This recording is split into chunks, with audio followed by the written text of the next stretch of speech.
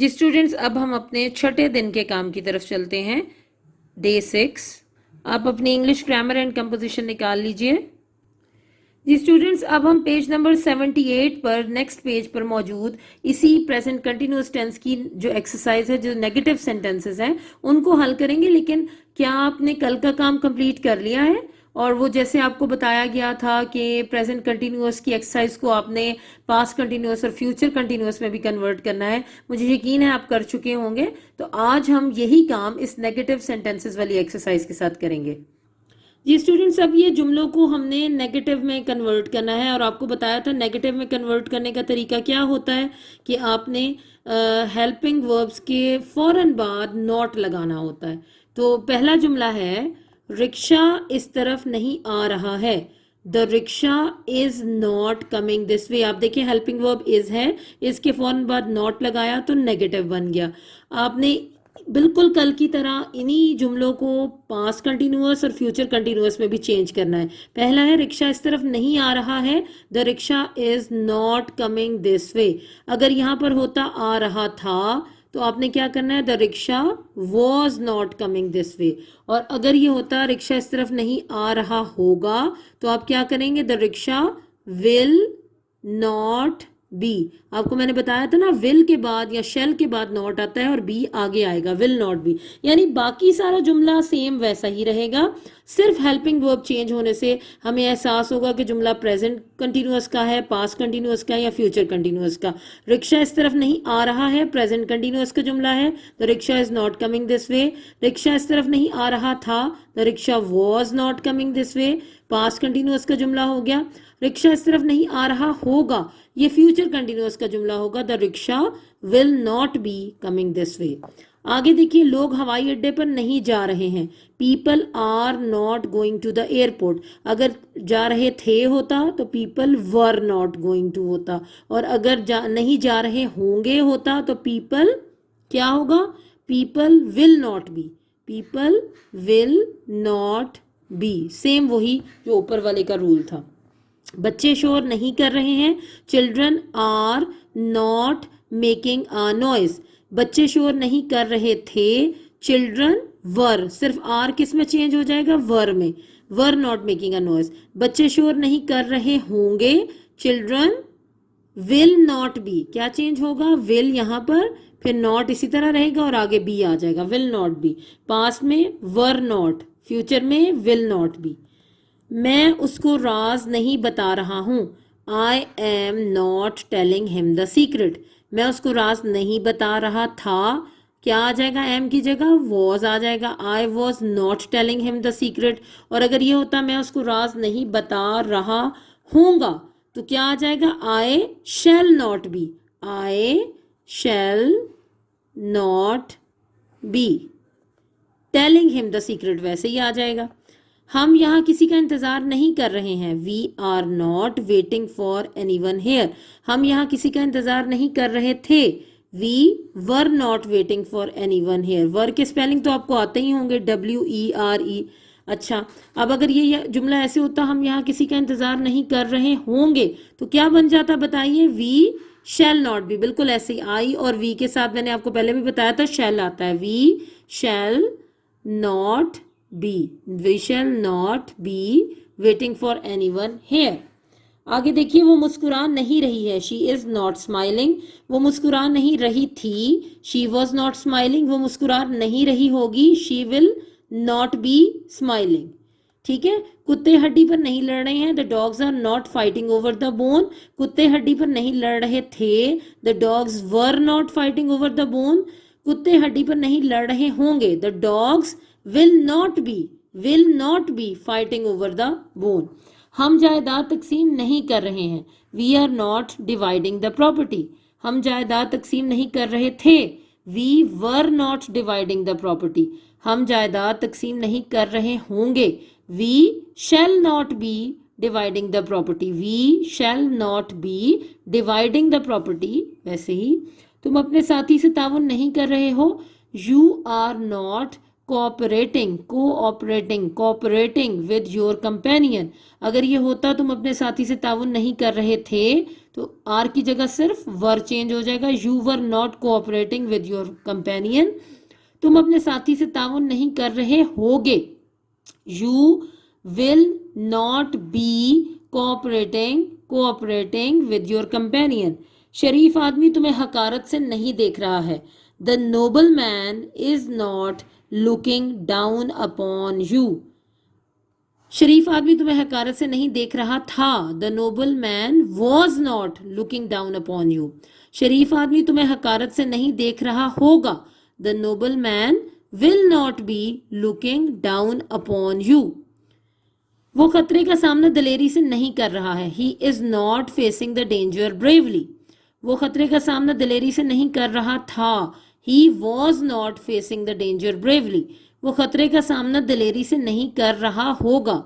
He will not be facing the danger bravely. Driver motor car तेज नहीं चला रहा है। The driver is not driving the car fast. Driver motor car तेज नहीं चला रहा था।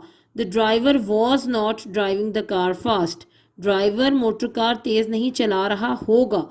The driver will not be driving the car fast. मैं बकरी का दूध नहीं निकाल रही हूँ। I am not milking the goat. मैं बकरी का दूध नहीं निकाल रही थी। I was not milking the goat. मैं बकरी का दूध नहीं निकाल रही होंगी। I shall not be milking the goat. I shall not be milking the goat. बच्चे तितलियां नहीं पकड़ रहे हैं। Children are not catching butterflies. बच्चे तितलियां नहीं पकड़ रहे थे। Children were not catching the butterflies. बच्चे तितलियां नहीं पकड़ रहे होंगे। Children will not be catching the butterflies. मैं वक्त ज़ाया नहीं कर रहा हूँ। I am not wasting time. मैं वक्त ज़ाया नहीं कर रहा था। I was not wasting time. मैं वक्त ज़ाया नहीं कर रहा होऊंगा। I shall not be wasting time. तो स्टूडेंट्स ये 15 सेंटेंसेस हैं जो कि नेगेटिव सेंटेंसेस है प्रेजेंट कंटिन्यूअस के।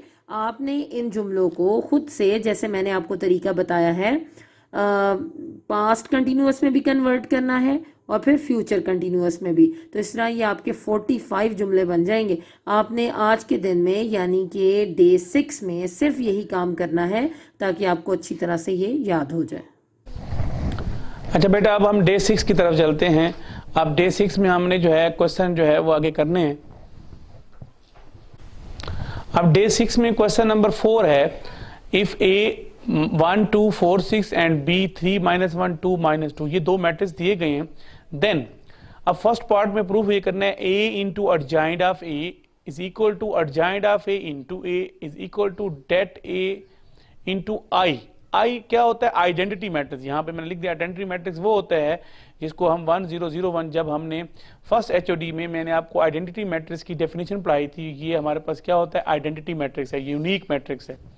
तो अब हमने प्रूफ ये करना है कि फर्स्ट पार्ट में हमने 3 चीजें निकलनी है, यानी कि इसको हल करेंगे पहले, फिर इसको हल करेंगे, फिर इसको हल करेंगे। तीनों के आंसर जो हैं वो सेम आने चाहिए, क्योंकि वो खुद कह रहा है A into adjoint of A is equal to adjoint of A into A is equal to det A into I, यानी कि ये तीनों आपस में बराबर आने चाहिए। तो हम क्या करते हैं, इस पहले पार्ट को लेते हैं। पहले पार्ट का जो फर्स्ट पार्ट है वो ए इंटू अर्जाइंड ऑफ ए है। अब आपको पहले से पता है ए तो पता है, लेकिन अर्जाइंड ए नहीं है। तो अर्जाइंड ए का तरीका मैंने डे 5 में आपको बता दिया है पूरे डिटेल से कैसे करते हैं। देखें आप, अब ये मैट्रिक्स दिया गया है। अब अर्जाइंड ऑफ ए, पहले अर्जाइंड ऑफ ए। अर्जाइंड ऑफ ए में क्या कहा था कि इनकी जगह रिप्लेस करनी है, फर्स्ट डायगोनल की और सेकंड डायगोनल के साइन चेंज करने। तो मैंने ये 1 6 था तो ये 6 1 हो गया, ये 2 4 है तो -2 और 4 हो जाएगा, ये अर्जाइंड ए निकल आएगा। अब उसके बाद हमने क्या करना है, उसके बाद हमारे पास क्या आ जाएगा, ये a इंटू अर्जाइंड ऑफ ए करना है। देखिए a को हमने क्या करना है, अर्जाइंड ए के साथ मल्टीप्लाई करना है। तो उसने यहाँ पे क्योंकि चीजें सेम है, a इंटू अर्जाइंड ए है, फिर अर्जाइंड ए इंटू ए है, फिर डेट ए है। तो इसमें अर्जाइंड ए हमारे पास निकला है, डेट ए नहीं था, तो डेट ए भी निकाल लेते हैं, फिर जाके इसमें बारी बारी वैल्यूज पुट कर देंगे तो हमारे पास आंसर आ जाएगा। तो अब हमें क्या चाहिए, डेट ए चाहिए। तो डेट ए क्या कहा था कि इसका डिटरमिनेंट ले लें। डेट का क्या मतलब, फर्स्ट डायगोनल को मल्टीप्लाई करें, 1 इंटू 6 आ जाएगा, फिर माइनस फार्मूले में है 4 इंटू 2 ये आ जाएगा, तो 6 -8 हो जाएगा। तो 6 -8 क्या हो जाएगा, -2। अब यहाँ पे देखें, अगर ये डेट 0 आ जाता तो आगे सवाल हल ही नहीं होता। तो यहाँ पे लिख देते हैं हम, the given matrix is singular, the solution is not exist. लेकिन यहाँ पे तो 0 नहीं है, तो ये नॉन सिंगुलर है, तो ये एग्जिस्ट होगा। अब हम क्या करेंगे, now A into adjoint of ए, पहला टॉप पार्ट हमने लिया ए इंटू एडजॉइंट ऑफ ए, ए की वैल्यू पुट की, मल्टीप्लाई बाय एडजॉइंट ए हमने निकाला हुआ तो वो पुट कर दिया, फिर वही बात पुरानी, इन दोनों को मल्टीप्लाई करेंगे। अब देखते हैं इनको मल्टीप्लाई करते हैं। अब हम दो मैट्रिक्स को मल्टीप्लाई करेंगे, प्रोसेस आपको बार बार बताया है, इनको मल्टीप्लिकेशन का तरीका बहुत आसान है। मल्टीप्लाई जब कर लेंगे तो हमारे पास ये आंसर आ जाएगा, यानी कि पहला जो पार्ट था वो हल हो जाएगा। अब सेकंड पार्ट के एडजॉइंट ऑफ ए इनटू ए, यानी कि एडजॉइंट ए की पहले वैल्यू लिखें फिर उसको ए की लिखें, फिर इन दोनों को मल्टीप्लाई करें, मल्टीप्लाई करेंगे तो आपके पास ये आंसर आ जाएगा। उसके बाद थर्ड पार्ट क्या है, डेट ए इंटू आई। अब डेट ए का जवाब तो आपने निकाला हुआ है, -2 है, और आई क्या है, मैंने आपको क्वेश्चन के शुरू में बताया था आइडेंटिटी मैट्रिक्स को हम इस तरह लिखते हैं। अब -2 को इससे मल्टीप्लाई करें, ये आंसर आ जाएगा। अब आप देखें पार्ट फर्स्ट का आंसर, पार्ट सेकंड का और पार्ट थर्ड का तीनों सेम है, तो हम कह सकते हैं from 1, 2 and 3 it is clear that a into adjoint of a is equal to adjoint of a into a is equal to det a into I. तो ये तीनों आपस में क्या है, बराबर है। अब नेक्स्ट क्वेश्चन हमारे पास है पार्ट नंबर 2, इसी क्वेश्चन का पार्ट नंबर 2 है b into b inverse is equal to identity is equal to b inverse into b. मकसद क्या होगा, अब हमने बी मैट्रिक्स लेना है और बी का मेन इनवर्स निकालना है। इनवर्स निकालेंगे तो फिर बारी बारी इसमें पुट करेंगे तो आंसर आ जाएगा। तो अब बी इनवर्स क्या है formula, adjoint of b into b det. अब आप यहाँ पे देखें कि adjoint of b into b det, तो यहाँ पे इसको इस तरह भी लिख सकते हैं, मैंने आपको सिंपल तरीके से ही बता देता हूँ कि b का जो इनवर्स है वो क्या होता है 1/b det adjoint of b, यानी कि आप इसको इस तरह भी लिख सकते हैं, कोई फर्क नहीं पड़ता। तो यहाँ पे आपने क्या लिखा, b inverse is equal to 1/b det adjoint of b। अब आपने क्या करना है, पहले b डेट लेना है फिर एडजॉइंट b करना है। तो b डेट और adjoint b, adjoint of b में क्या करेंगे, जो बी मैट्रिक्स है उसमें क्या करेंगे, इसकी जगह चेंज कर देंगे और इसके साइन चेंज कर देंगे, वो हमने कर दिए। यानी कि यहाँ पे 3 -2 था तो हमने -2 3 लिखा, और यहाँ पे 1 और -1 और 2 था तो हमने 1 और -2 लिख दिए।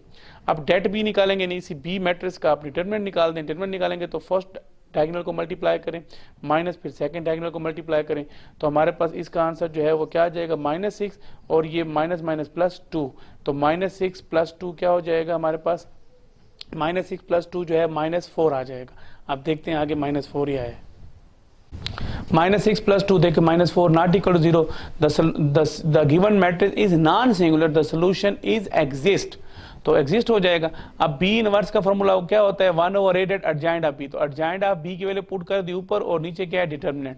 अब मैंने तरीका बताया था कि आप मल्टीप्लाई यानी कि हर नंबर को -4 पे डिवाइड कर दें, इसको भी डिवाइड कर दें, इसको भी डिवाइड किया, इसको भी डिवाइड किया, इसको डिवाइड करें, या इसको आप इस तरह कर लें। आपको मैं ये तरीका भी बता देता हूँ, यानी कि -2 मल्टीप्लाई बाय -1/4, फिर क्या होगा 1 मल्टीप्लाई बाय -1/4, फिर क्या हो जाएगा -2 मल्टीप्लाई -1/4 और 3 मल्टीप्लाई बाय -1/4। तो हल करें इसको तो क्या हो जाएगा, ये 2 time 2 4 minus minus plus 1/2 answer आ जाएगा, और ये -1/4 हो जाएगा, ये इससे कैंसिल हो जाएगा तो ये 1/2 हो जाएगा, और ये -3/4 हो जाएगा।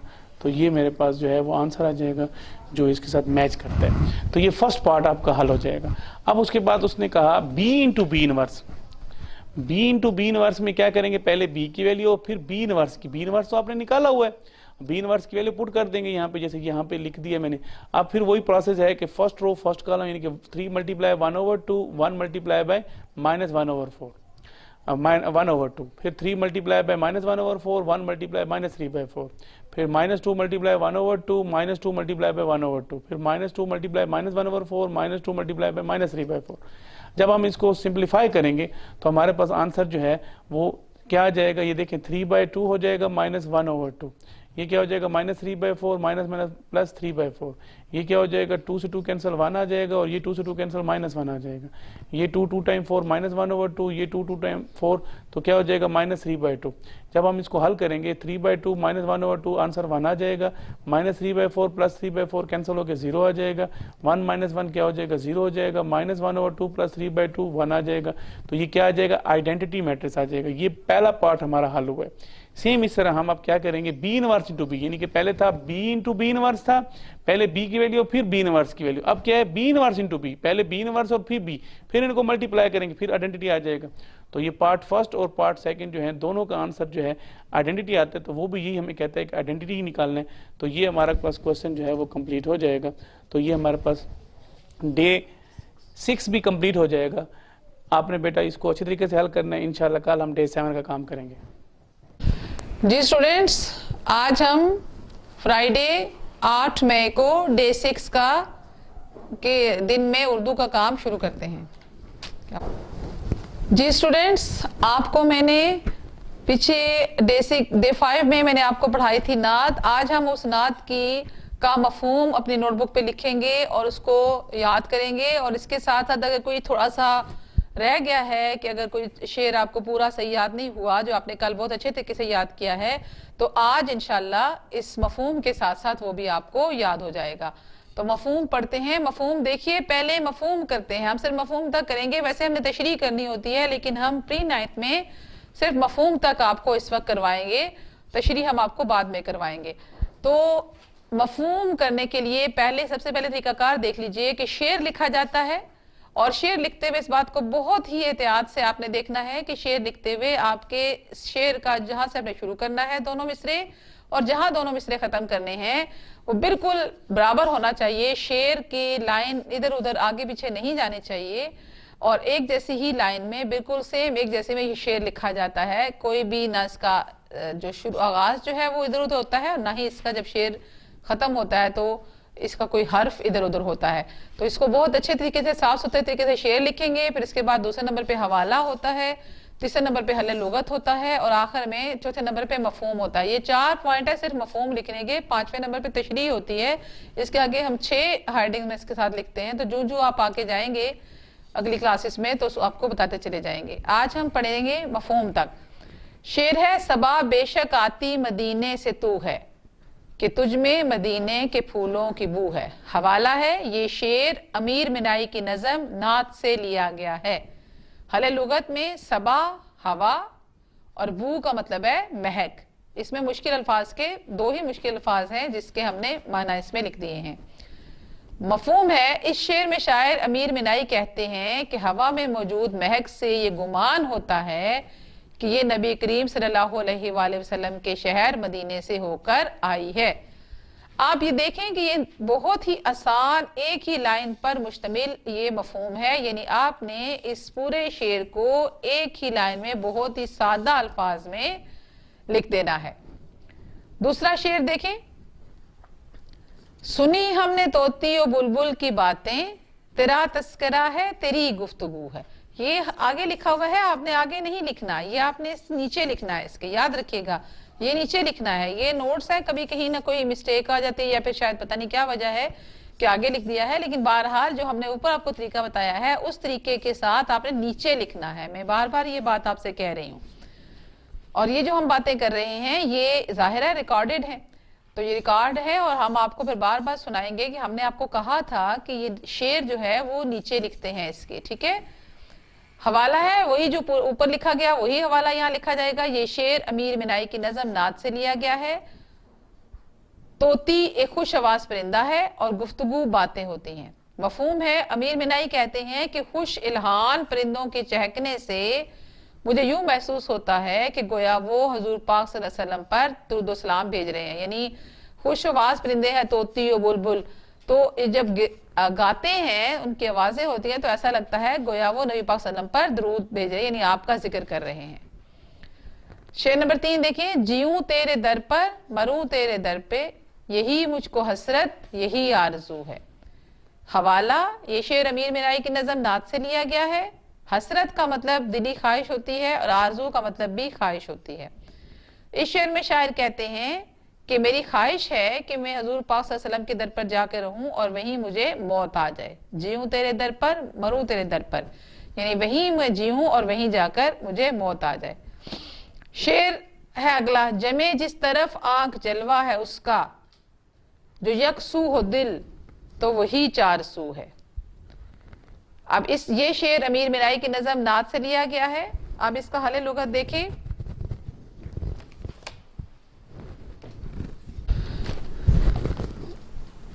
यकसू का मतलब होता है एक जानिब, और जमे यानी जिस तरह निगाह जाकर रुक जाए, और 4 सू हर तरफ। इसका मफहूम है, शायर कहते हैं कि मैं जहां देखूं मुझे हजूर सल्लल्लाहु अलैहि वसल्लम की ज़ाते मुबारक नजर आती है और मुझे चारों तरफ हजूर सल्लल्लाहु अलैहि वसल्लम का जलवा मुबारक दिखाई देता है। अगला शेर देखें, तेरी राह में खाक हो जाऊं मरकर, यही मेरी हुर्मत यही आबरू है। अब ये शेर हवाला लिखेंगे पहले। ये शेर अमीर मिनाई की नज़म नात से लिया गया है। खाक का मतलब होता है मिट्टी, हुर्मत इज़्ज़त व एहतराम, आबरू इज़्ज़त। शायर कहते हैं कि मेरी ख्वाहिश है कि मैं इश्क रसूल सल्लल्लाहु अलैहि वसल्लम में अपनी जान कुर्बान कर दूं और मेरी इज़्ज़त और मेरा एहतराम इसी में है, यानी मेरी इज़्ज़त और मेरा एहतराम इसी में है कि मैं नबी करीम सल्लल्लाहु अलैहि वसल्लम के नाम पर कुर्बान हो जाऊं। अगला शेर देखें, यहाँ है ज़हूर और वहाँ नूर तेरा, मकाम में भी तू ला मकाम में भी तू है। इसका हवाला भी इसी तरह, ये शेर अमीर मिनाई की नज़म नात से लिया गया है। ज़हूर का मतलब है ज़ाहिरी वजूद, नूर रोशनी, मकान ये दुनिया।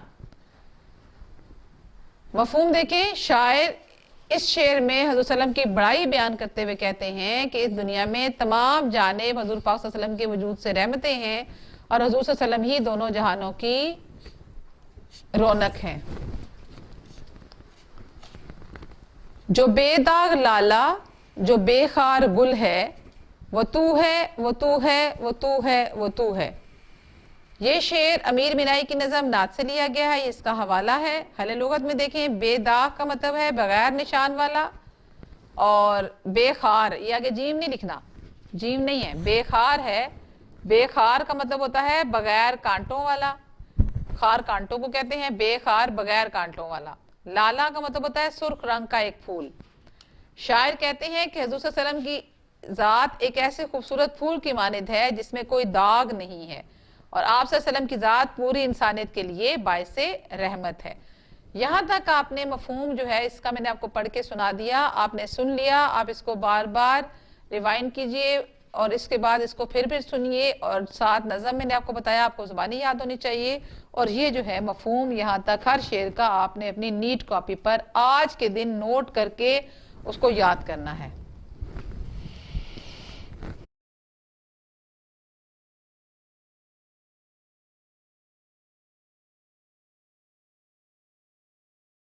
तो आपका न्यूमेरिकल कैलकुलेशंस का पोर्शन है वो स्टार्ट होने जा रहा है, और वो टर्मिनोलॉजीज अब आप समझेंगे और उसके बाद आप कैलकुलेशन देखेंगे। तो अब होना तो ये चाहिए कि जब मैं आपको ये समझा रही हूँ तो आप अपने साथ नोटबुक और पेंसिल लेके बैठें और साथ साथ चीज़ों को लिखें, सुने और साथ साथ फिर उसको लिखें ताकि आपको समझ आए। और अब जितना भी पोर्शन है वो थोड़ा सा मैथमेटिकल वर्क है, और उसमें हम स्टार्ट करते हैं। पहला topic, define mole. A mole is the amount of substance. मोल किसी भी सब्सटेंस की वो अमाउंट होती है that contains 6.022 into 10 raised to power 23 particles of that substance. एक मोल का मतलब है कि उस सब्सटेंस में कितने पार्टिकल मौजूद हैं, 6.022 into 10 raised to power 23। ये हमने केमिस्ट्री में एक फिक्स्ड फिगर बनाई है, एक फिक्स्ड क्वांटिटी बनाई है, और this experimentally determine number is known as Avogadro's number and represented by Na।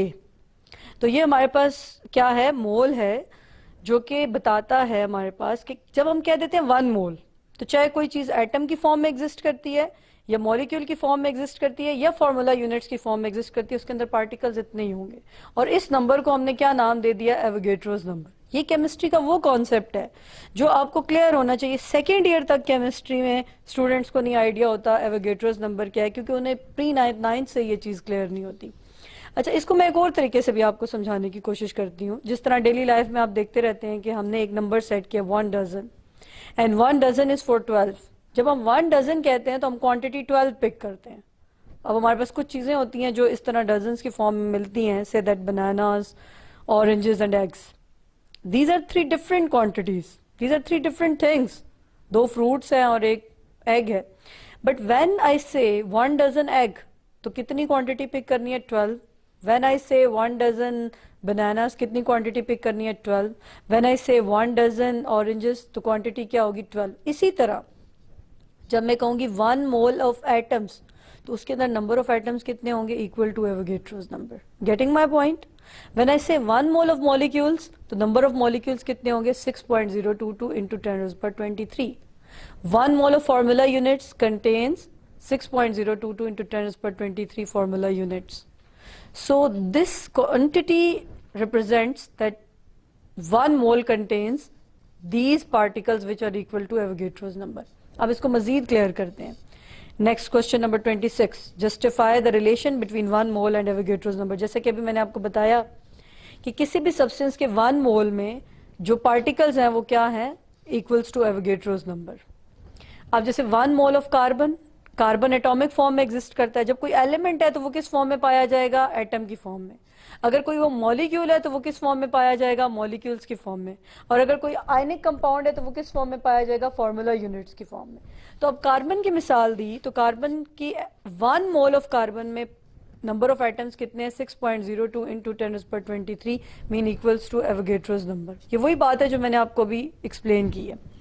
1 mole of water contain 6.02. अब देखिए नंबर वही है लेकिन जुबान बदल गई है. जब कार्बन है तो हमने कहा उसके अंदर इतने एटम्स हैं, क्योंकि कार्बन किस फॉर्म में एग्जिस्ट करता है, एटम्स की फॉर्म में. जब हमने वाटर कहा तो हमने कहा कि उसके अंदर इतने मॉलिक्यूल्स हैं, क्योंकि वाटर किस फॉर्म में एग्जिस्ट करता है, मॉलिक्यूल्स. और NaCl आयनिक कंपाउंड्स किस फॉर्म में एग्जिस्ट करता है, फार्मूला यूनिट्स. ये बदल जाएगा but the quantity remain same. So the 1 mole of any substance contain the same quantity and this quantity is Avogadro's number. ये नंबर हमने केमिस्ट्री में क्यों बनाया, ताकि हमारी कैलकुलेशंस आसान हो जाए. क्योंकि अब एक एक एटम को तो हम नहीं कैलकुलेट कर सकते ना, लाखों करोड़ों की तादाद में एटम्स हैं. तो हमने एक बहुत बड़ी फिगर बना दी है ताकि हम डेली लाइफ में अपनी कैलकुलेशंस को आसान कर सके. ये इसकी सिग्निफिकेंस है, ये इसकी अहमियत है. सो 6.02 into 10⁻23 atoms of the element. अब एलिमेंट है तो उसके एटम्स होंगे, और अगर मॉलिक्यूलर कंपाउंड है तो उसके मॉलिक्यूल्स होंगे, और अगर आयनिक कंपाउंड है तो उसके फॉर्मूला यूनिट्स होंगे जो एक मोल में मौजूद होते हैं. We go to a supermarket, we always buy things using standard values. In other words, we always take 1 kilogram of rice or 200 milliliters of fruit juice. Fruits are sometimes counted using the unit dozen. 1 dozen means 12 of something. These are terms used in everyday life. But what if I want to measure something in terms of the number of tiny particles present in it? Let me explain this in detail. Looking at this pure gold, can you tell me how many gold atoms are present in this? Or wait, looking at this glass of water, can you tell me how many water molecules are present in it? You will probably say that it's practically impossible to calculate the number of atoms or molecules in these examples. But astonishingly, chemistry has an answer to this as well. That brings us to the concept of mole. What does it mean? It's very easy. 1 mole of anything has 6.022 times 10 raised to 23 atoms or molecules or particles present inside it. Isn't this number huge? If I have to write down the zeros, this is how big the number will look. 1 mole of anything has these many particles. Now here's 1 mole of this pure gold. How many atoms does it have? Yes, as it's 1 mole, it will have 6.02 times 10 raised to 23 atoms in it. Similarly, 1 mole of pure water will have 6.022 times 10 raised to 23 water molecules inside it. So is this how we define 1 mole? 6.022 times 10 raised to 23 atoms or molecules or particles? Well, that's the simplest way to understand it. That means if we take, for example, a bag containing 6.022 times 10 raised to 23 hydrogen atoms, then can we say it's 1 mole of hydrogen? Yes, that's right. Similarly, 6.022 times 10 raised to 23 molecules of any compound like copper sulfate is 1 mole of copper sulfate. Next चलते हैं हम.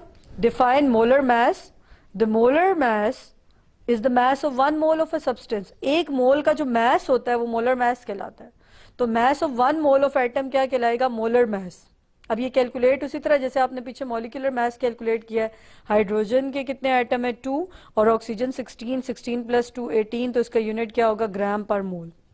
Ammonia NH3 and nitrogen का मास 14 है plus 3 hydrogen, तो ये हमारे पास क्या आ जाता है, 14. तो किसी भी सब्सटेंस के 1 मोल का मास क्या कहलाएगा, मोलर मास.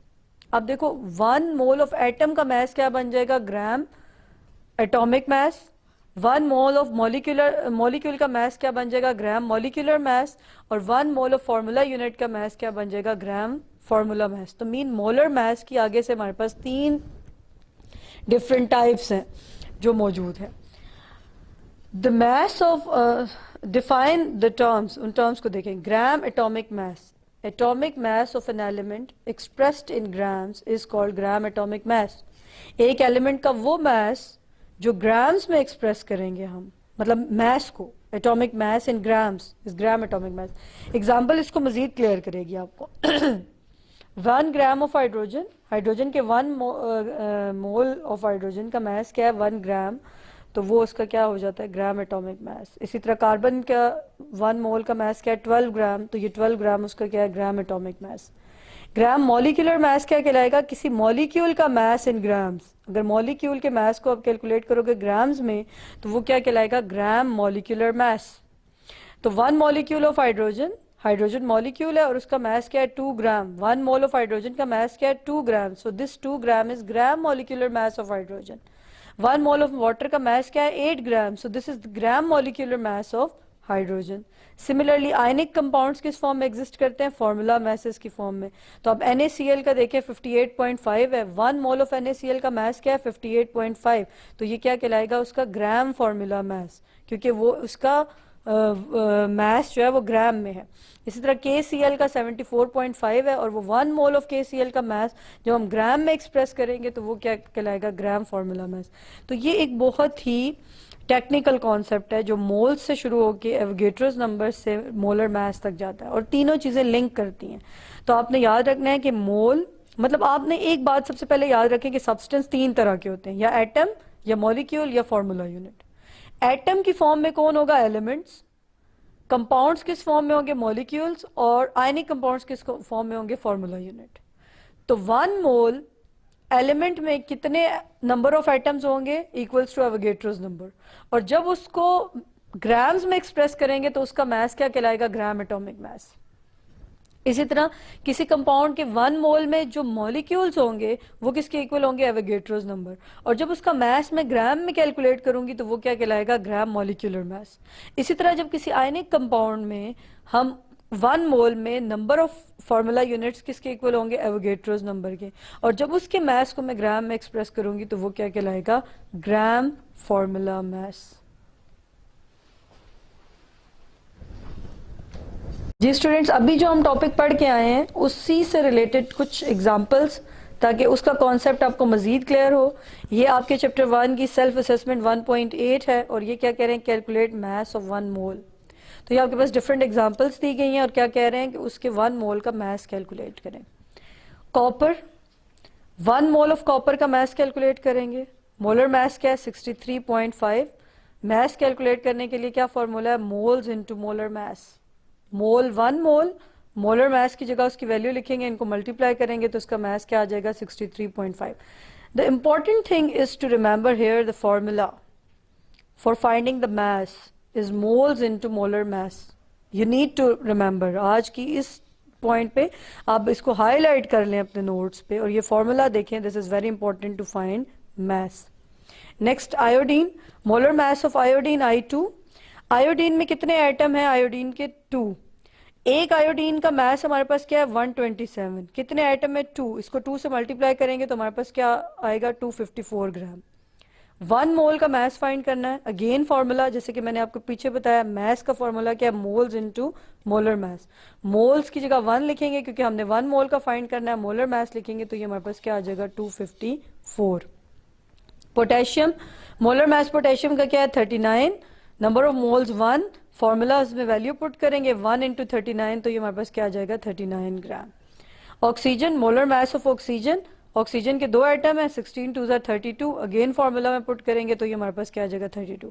तो इधर जो टॉपिक है उसमें आपने मैसेस की कैलकुलेशन की है कि अगर आपके पास मोल्स और मोलर मास गिवन हो तो आप मास कैसे कैलकुलेट करेंगे। यहाँ पे आज के दिन का लेक्चर मैं वाइंड अप कर रही हूँ। ये आपके लिए थोड़ा सा न्यू भी है और आप केमिस्ट्री में आप एडवांस कॉन्सेप्ट्स की तरफ जा रहे हैं। तो moles, Avogadro's number and gram molecular, formula mass और एटॉमिक मास को बार बार रिपीट करें और इससे रिलेटेड कैलकुलेशंस को अपनी नोटबुक्स पे सॉल्व करें। ये आज के दिन का टास्क है। अगर आज के दिन के टास्क को आप पूरा करेंगे तो ही जो कल टास्क मैं आपको एक्सप्लेन करूंगी आपको समझ आएगा, अदरवाइज फिर आप नहीं समझ पाएंगे और आगे तमाम कैलकुलेशंस का पोर्शन है और फिर आपको ये केमिस्ट्री की कैलकुलेशंस क्लियर नहीं हो पाएंगी क्योंकि ये थोड़ी सी ट्रिकी है।